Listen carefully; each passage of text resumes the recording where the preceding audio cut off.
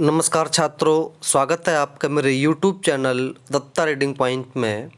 आज हम डिस्कस करेंगे क्लास 10th सामाजिक विज्ञान में ज्योग्राफी यानी कि भूगोल के 1 नंबर वाले क्वेश्चंस जो आपकी बोर्ड परीक्षा, प्री बोर्ड और पीरियोडिक टेस्ट 1 और 2 के लिए बहुत ही महत्वपूर्ण हैं। अगर आप इस वीडियो को देख लेते हैं तो एक भी क्वेश्चन आपका बाहर से नहीं आएगा।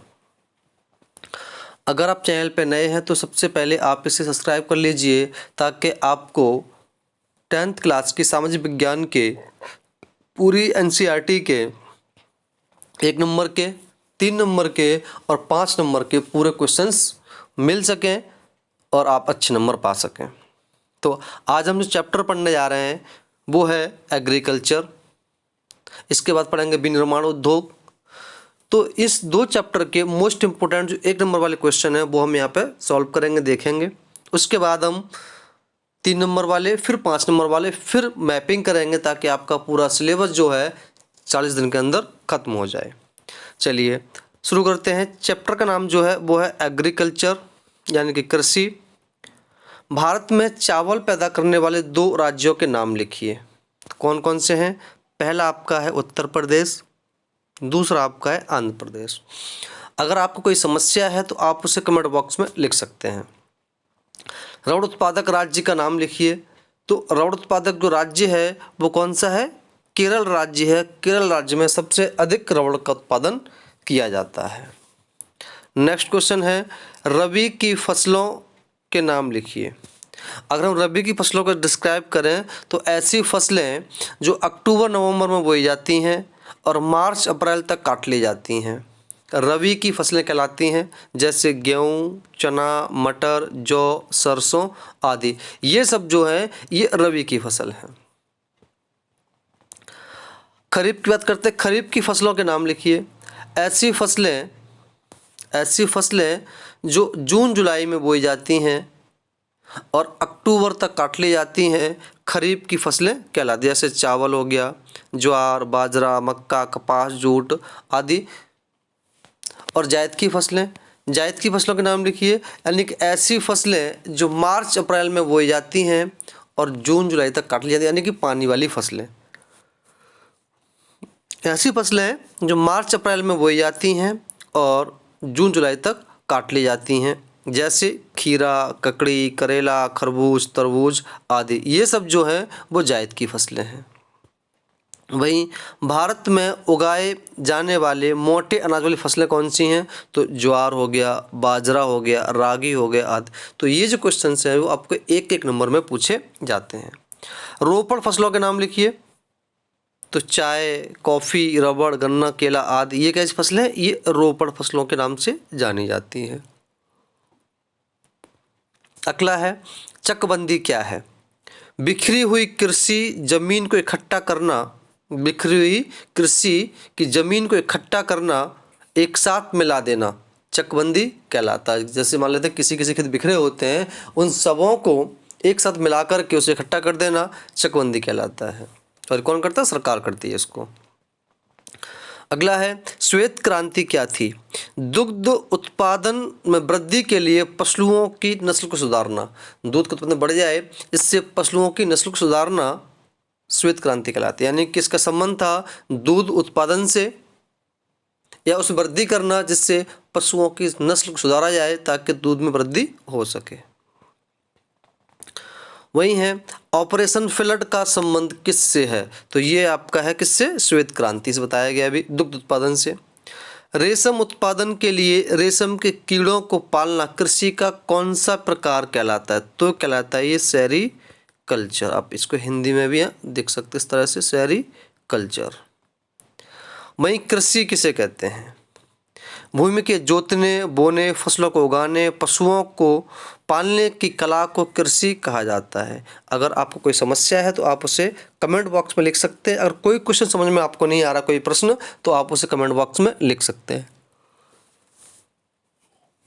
ये आपके लिए रामबाण साबित होंगे। स्थानांतरित कृषि को विभिन्न देशों में किन किन नामों से जाना जाता है? तो ब्राज़ील में इसको रोका के नाम से जानते हैं, किसको, स्थानांतरित कृषि। वियतनाम में इसको रे के नाम से जानते हैं। मध्य अफ्रीका में इसको मसोले के नाम से जानते हैं। अमेरिका और मैक्सिको में इसको मिल्पा के नाम से जानते हैं। और इंडिया में इसको झूम की कृषि बोलते हैं, झूम की कृषि, जो कि पहाड़ी इलाकों पर की जाती है। जब पहले लोग क्या करते हैं, जंगल को साफ कर लेते हैं, जंगल को साफ करके उस पर आग लगा करके उस पर फिर वो खेती करते हैं। जैसे ही उसकी उर्वरता खत्म हो जाती है वो और आगे बढ़ जाते हैं, इसको हम बोलते हैं स्थानांतरीय कृषि। अब हम वही बात करते हैं विनिर्माण उद्योग की। भारत में सूती कपड़ा उद्योग के प्रमुख केंद्र कौन कौन से हैं, तो ये मुंबई और अहमदाबाद हैं। भिलाई इस्पात कारखाना किस राज्य में स्थित है, तो ये जो का स्थित है ये आपका छत्तीसगढ़ में स्थित है। कोलकाता पत्तन पर बढ़ते दबाव को कम करने के लिए किस पत्तन का विकास किया गया, तो ये किया गया हल्दिया का विकास, हल्दिया पत्तन। कौन सा देश जूट उद्योग में भारत को कड़ी चुनौती दे रहा है, तो ये जो दे रहा है ये है आपका बांग्लादेश, कड़ी चुनौती दे रहा है किसमें, जूट उद्योग में। कौन सा उद्योग संयुक्त क्षेत्र का उद्योग है, तो ऑयल इंडिया लिमिटेड, OIL इसकी फुल फॉर्म ही हो जाएगी, ऑयल इंडिया लिमिटेड। कौन सा नगर भारत की इलेक्ट्रॉनिक राजधानी के रूप में जाना जाता है, तो ये जाना जाता है आपका कौन सा, बेंगलोर। नेक्स्ट है, दिल्ली एक क्षेत्र विशेष में उद्योग स्थापित करने में कौन सा कारक महत्वपूर्ण भूमिका निभाता है। किसी एक क्षेत्र विशेष में उद्योग स्थापित करने में कौन सा कारक महत्वपूर्ण भूमिका निभाता है, तो ये जो निभाता है ये आपका बाजार। आपने उद्योग लगा लिया, सब कुछ कर लिया, आपका सब कुछ, अगर आपके बाजार नहीं है तो उद्योग फेल होने की संभावना बन जाती है। पेराम्बूर किसके लिए प्रसिद्ध है, पेराम्बूर रेलगाड़ी और मालगाड़ी के डिब्बे बनाने के लिए प्रसिद्ध है। वहीं पटसन का सबसे बड़ा उत्पादक देश कौन सा है, तो ये जो है वो बांग्लादेश है। भारत में पहला सफल सूती वस्त्र उद्योग कब और कहाँ लगाया गया, तो ये 1854 मुंबई में इसको लगाया गया।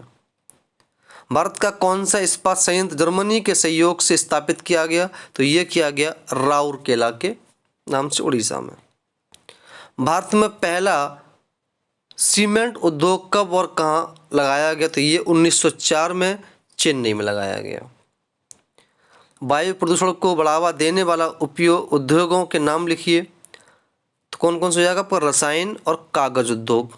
दूसरा प्रगलन उद्योग, जहाँ से कुछ मेल्ट किया जाता है। तेल शोधनशालाएँ और ईंट के भट्टे, ये जो होते हैं कि वायु प्रदूषण को सबसे ज़्यादा बढ़ाते हैं, क्योंकि यहाँ से जो धुंध और धुआं निकलता है। कौन से उद्योग में चूना पत्थर को कच्चे माल के रूप में, कौन से उद्योग में चूना पत्थर को कच्चे माल के रूप में उपयोग किया जाता है, तो ये किया जाता है सीमेंट उद्योग में। उद्योग की स्थापना को प्रभावित करने वाले कौन कौन से कारक हैं, तो ये कारक जो होंगे आपके, कच्चे माल की उपलब्धता, श्रमिक, पूंजी, बाजार और शक्ति के साधन, ये किसी उद्योग की स्थापना को प्रभावित करता है। अगर इनमें से कोई एक चीज़ नहीं होगी तो उद्योग बहुत बुरी तरह से प्रभावित हो जाएगा। अगला है, ध्वनि प्रदूषण को बढ़ावा देने वाले कौन से उद्योग हैं, तो लकड़ी चीरने के कारखाने, जनरेटर, विद्युत ड्रिल, औद्योगिक एवं निर्माण कार्य होते हैं जो से भारी आवाज़ निकलती है, जिससे ध्वनि प्रदूषण बहुत तेज़ी से फैलता है। विदेशी मुद्रा क्या है, मुद्रा का वह माध्यम जिसके द्वारा सरकार दूसरे देश से वस्तु खरीदती और बेचती है, विदेशी मुद्रा कहलाती है। लघु उद्योग से आप क्या समझते हैं, वे उद्योग जिन्हें अल्प पूंजी और थोड़े श्रमिक द्वारा चलाया जाता है उसे लघु उद्योग कहते हैं। यानी कैसे, वे उद्योग जिन्हें अल्प पूंजी या थोड़े से श्रमिक द्वारा घर में चला लेते हैं उसको हम लघु उद्योग बोलते हैं। आधारभूत उद्योग से आप क्या समझते हैं, ऐसे उद्योग जो दूसरे उद्योगों के लिए, यानी कि ऐसे उद्योग जो दूसरे उद्योगों के लिए अपने तैयार माल को कच्चे माल के रूप में आपूर्ति करते हैं, जैसे लोहा इस्पात उद्योग आधारभूत उद्योग कहलाता है कि अपना कच्चा माल जो तैयार करते हैं उसको कच्चे माल के रूप में दूसरे उद्योग को प्रोवाइड करवा देते हैं। कुटीर उद्योग किसे कहते हैं, छोटी मशीनों की सहायता से परिवार के द्वारा अपने घर में चलाए जाने वाले उद्योग को कुटीर उद्योग के नाम से जानते हैं। स्वामित्व के आधार पर उद्योग बात करते सबसे पहले सार्वजनिक उद्योग की, तो इसमें दो कंपनियां जैसे भेल और सेल हैं। निजी क्षेत्र में टाटा या कहें टिस्को, बजाज ऑटो लिमिटेड एक टिस्को भी है, टाटा के रूप है वो। और संयुक्त क्षेत्र का उद्योग जो हो जाएगा वो आपका हो जाएगा ऑल इंडिया लिमिटेड। तो ये दो आपके दो चैप्टर थे और नेक्स्ट चैप्टर हम नेक्स्ट वीडियो में करेंगे, इसका नाम होगा राष्ट्रीय अर्थव्यवस्था की जीवन रेखाएं और सत्ता में साझेदारी। इस तरह से हम पूरे कम से कम 250 क्वेश्चन कर लेंगे 1 नंबर के, और आपके 16 नंबर यहाँ पक्के हो जाते हैं और आप आराम से इसको याद कर सकते हैं। अगर आपको वीडियो अच्छी लगी है तो आप इसे लाइक करें, दोस्तों में शेयर करें ताकि उनके पास ये वीडियो पहुँच सके, ज़्यादा से ज़्यादा लोगों के पास ये पहुँचाएँ ताकि उनके भी अच्छे से नंबर आ सके। इसके बाद हम सारे चैप्टर के जब 1 नंबर क्वेश्चन कर लेंगे उसके बाद हम 3 नंबर के फिर 5 नंबर के क्वेश्चन पर हम ध्यान देंगे। धन्यवाद।